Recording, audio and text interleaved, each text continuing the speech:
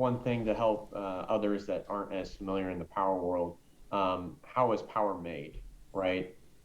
Excluding solar panels, because that's a whole other process, but pretty much every other process is just about the same way. You're spinning a turbine uh, of some sort, right? Some sort of generation. You're spinning it so that it creates power, right? And the means of how you spin it is of the question, right? Well, in a hydro dam, you have water literally falling and going through it, and essentially it's creating pressure through gravity. So it's going from a big tube to a smaller tube and a smaller tube. So it creates that pressure, so it has more of a push or a force to exert on these turbines, so they can spin and then create power and all that good stuff. And the beauty of that is that if you have a big pool of water and you have that gravity difference, then you can kind of control how fast the water is going to go and how consistently you can use it and all that good stuff. Oh, there's too much water because it rained. Okay, cool. We're just going to have that go over the, some of the escape portions and all that good jazz.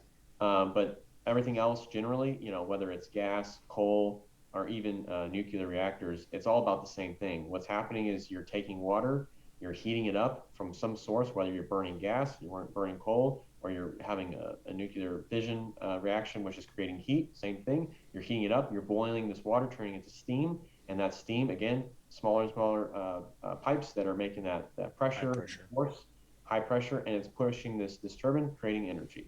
And same thing, wind turbines, instead of having water that's being turned into steam, it's just having the natural wind spin it. Same idea.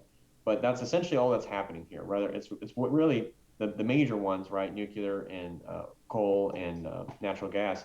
It's really just about what's burning, right, to turn in water to steam.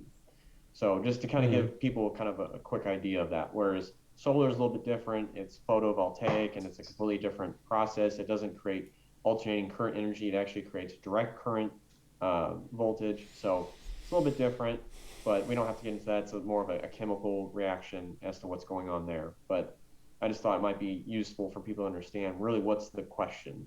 And the question is, how do we get this device to spin, right?